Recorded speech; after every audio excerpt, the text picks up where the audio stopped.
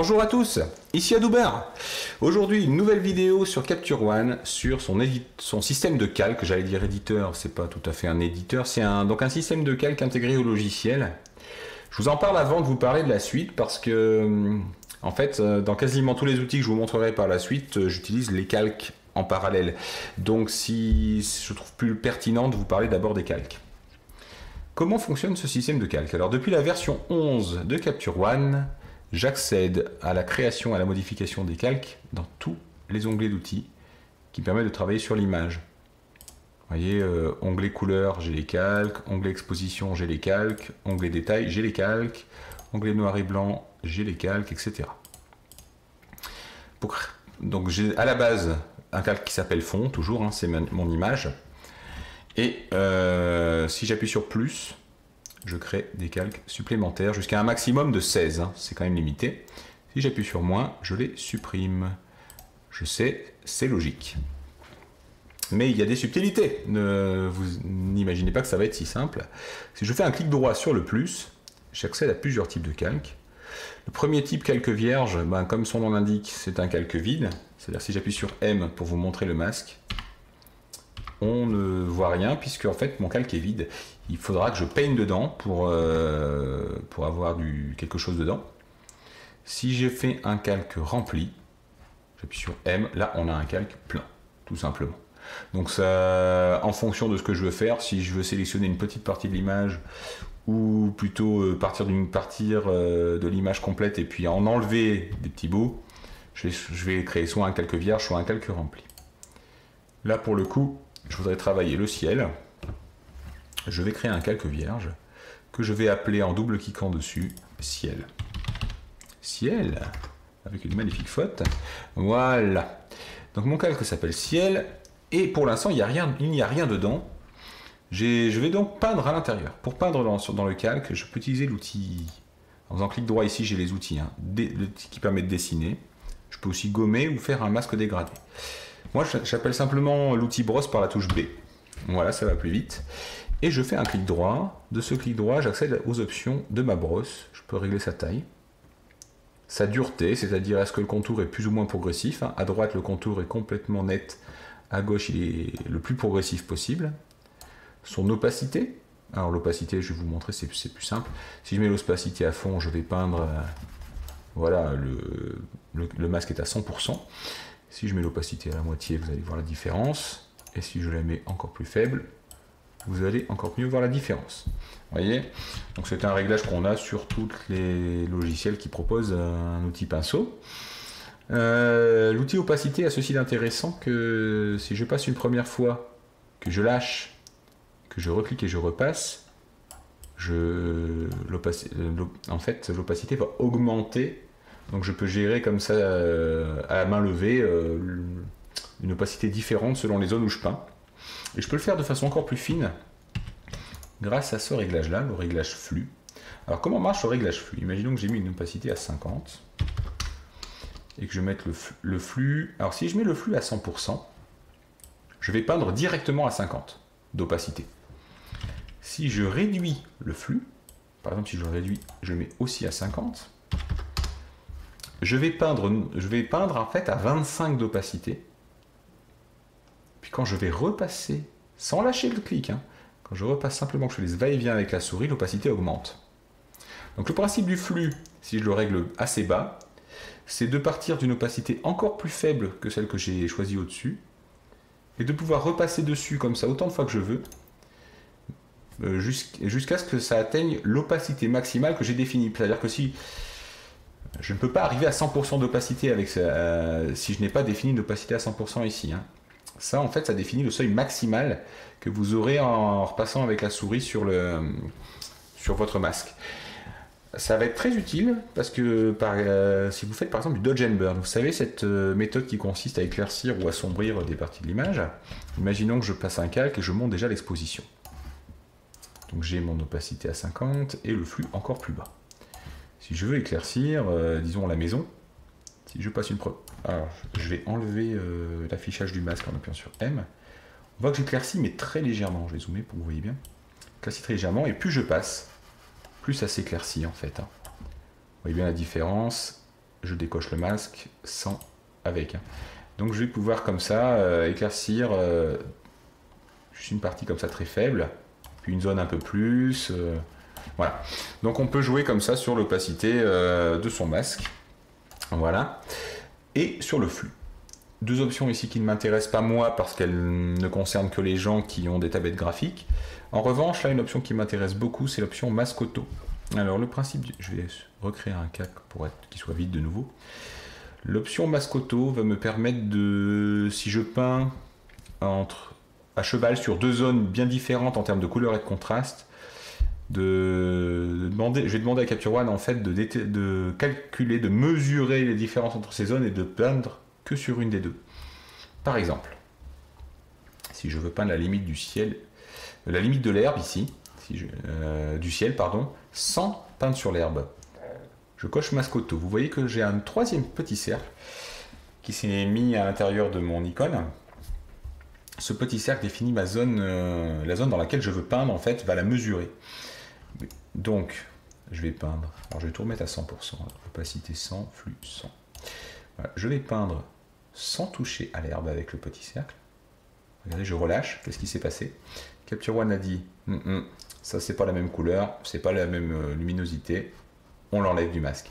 Par contre attention, hein, si je fais dépasser le petit cercle sur la zone d'herbe, Capture One ne saura plus faire la différence entre les deux. Donc maintenant je vais pouvoir peindre comme ça tout le contour de mon ciel. Alors je fais par à-coup, comme ça si j'ai besoin d'annuler parce que je l'ai mal fait, j'ai pas besoin d'annuler tout ce que j'ai fait, mais seulement le dernier petit à-coup, pardon, je parle très mal. Alors là avec les arbres il n'a pas trop su, donc je vais faire plutôt autour des arbres comme ça, voilà, comme ça. Non là il n'y arrive pas. Alors ouais, c'est pas un outil magique, hein. Il faut vraiment que la différence soit clairement marquée pour que Capture One arrive à... Là avec les arbres ça peut être un peu la panique pour lui. Voilà, hein, vous voyez ça marche moins bien dès qu'il y a un peu de détails un peu qui débordent quoi. Bref, je vais quand même vous le faire. Imaginons que je vais travailler le ciel, hein, je vais le faire comme ça, hop. Ah, vous voyez, je me suis raté. Donc CTRL Z, je reprends juste ce passage. Je vais refaire mieux quand même. Bah, décidément. C'est quand je veux montrer que je fais le moins bien, c'est toujours pareil. Ça doit être une malédiction. Hein. Je sais pas si vous avez le même souci à la maison. Tant pis, on va pas s'occuper de ces arbres-là. Hein. On pourra toujours les rajouter dans le masque après. Voilà. Et je vais jusqu'au bout à gauche. Voilà. Maintenant, je vais pour le reste, je peux décocher le masque, agrandir mon pinceau. Peut-être pas tant quand même. Et je vais faire le tour simplement du ciel. Et ensuite, pour le remplir, clic droit sur le calque, remplir. Et voilà, mon ciel est rempli. Maintenant, toutes les modifications que je vais faire, hein, imaginons par exemple la balance des blancs ou autre, ne vont affecter bien évidemment que le masque, que le calque actif sur lequel je suis. Ça, si vous connaissez les systèmes de calque des autres logiciels, c'est le même principe. Voilà, donc par contre, dans Capture One, j'ai accès à tous les outils de Capture One. Sur un masque, j'ai accès aux courbes par exemple. Je vous dis ça parce que dans Lightroom, en fait, quand vous créez un masque, une sélection dans Lightroom, vous avez une palette d'outils qui est limitée. Vous n'avez pas tous les outils de Lightroom. Là, j'ai tous les outils de Capture One. Je peux absolument aller dans l'onglet détail et faire gérer la netteté, le grain, etc. uniquement sur la zone que j'ai déterminée dans mon masque. Donc c'est quand même bien pratique. À savoir qu'un masque peut être inversé très facilement. Clic droit, inverser masque. Donc imaginons, maintenant que j'ai travaillé mon ciel, allez, on va faire un truc un peu à l'arrache, je le rends un peu plus, je vais ramener un peu de haute lumière, lui donner du contraste, et le réchauffer. Allez, hop, au pif. Hein. Maintenant, je veux travailler sur la partie basse. Et ben, je vais pas m'embêter. Hein. Je vais créer un nouveau calque. Donc celui-là, je l'appelle ciel, comme ça on ne se trompe pas. Et je vais créer un calque que je vais appeler pas ciel, hein, tout ce qui n'est pas le ciel en fait.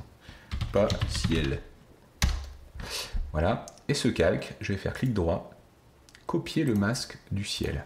Donc j'ai deux fois un calque du ciel. Et maintenant, je vais inverser ce deuxième masque. Inverser. Qu'est-ce qui se passe? J'ai en calque 1 le ciel, en calque 2 le pas ciel. Et là, toutes les modifications que je vais faire ne vont affecter que la partie basse. Magique, hein? Voilà, j'ai pas eu besoin de repeindre sur toute la partie du bas, j'ai tout simplement copié le contenu de mon masque et je l'ai inversé.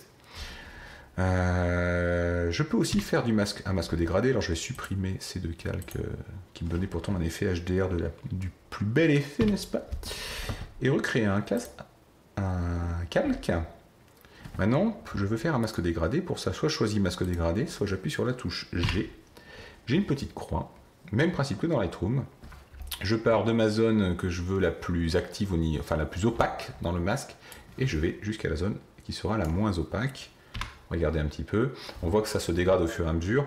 Plus je fais un trait court, plus la limite est franche, moins c'est progressif. Hein.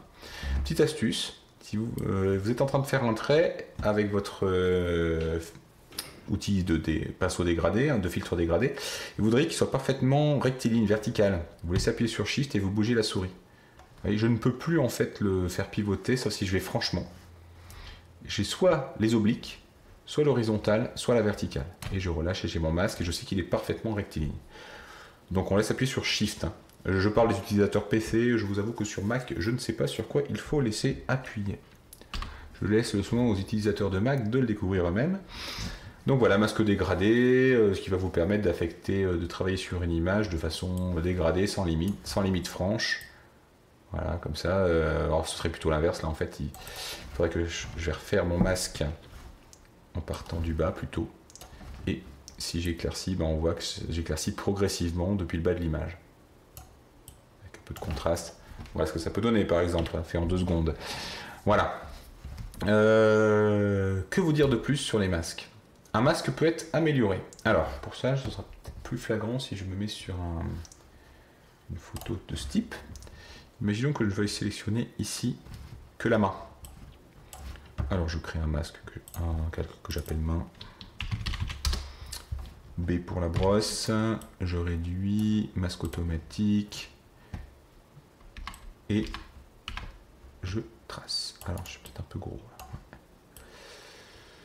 Je fais le contour. Grâce au masque automatique, normalement il ne devrait pas trop mal se débrouiller pour repérer les contours de la main. Je fais exprès de ne pas le faire très bien. Je vais vous montrer pourquoi après. Alors là, je vais peut-être monter l'expo pour que... Pardon. Monter l'expo générale de la photo pour mieux voir ce que je fais. Voilà. Hop. Alors, comme j'ai fait le tour, si je fais clic droit, remplir masque, ça devrait marcher. Voilà, j'ai à peu près la main, mais vous voyez bien que c'est pas parfait là. Je peux faire un clic droit sur le calque, améliorer le masque. Là, qu'est-ce qui va se voyez, bah, ça s'est fait tout seul. Qu'est-ce qui s'est passé? Il a cherché à mieux déterminer les contours. Alors je peux en régler la puissance. Hein. Voilà. Et si je mets à fond à droite, vous voyez, il a amélioré les contours, notamment ici. Je peux aussi, d'un clic droit, gérer le contour progressif du masque pour le rendre plus ou moins progressif à droite ou bien net comme des marcations à gauche. Voilà, c'est des petites nouveautés. Il me semble qu'on n'avait pas ça sous les versions 10, la version 10 de Capture One. Bien évidemment, je peux, une fois que j'ai... Alors, je reviens là, je remets l'expo à 0 ici. Je travaille sur la main, disons qu'imaginons que j'éclaircisse. Mais je trouve que ça fait un peu trop. Je peux gérer bien l'opacité de mon calque, tout simplement. Voilà. C'est-à-dire que l'effet que j'ai appliqué au calque, je peux le gérer grâce au curseur opacité. À tout moment, je décoche le calque, pardon, pour voir ce que donne l'image sans mes modifications ou avec. Hein. Voilà, donc c'est clic droit, améliorer. Autre chose à savoir, quand vous êtes en train de montrer le masque comme ça, vous pouvez le montrer en niveau de gris. Vous faites un clic droit ici. Non, c'est pas là. C'est... Où est-ce que c'est déjà? Je crois que c'est sur les 3 petits points. Ah bah mince alors. Ah voilà, c'est clic droit sur le pinceau, là, sur l'icône ici. Afficher le masque en niveau de gris. Ce qui se passe, c'est que je vois mon masque comme ça. En fait, je le vois mieux comme ça, je trouve. Et là, tout simplement, avec l'outil gomme, je peux du coup gommer des parties du masque que je ne veux pas voir dedans. Donc là, je voulais que la main, donc je peux gommer...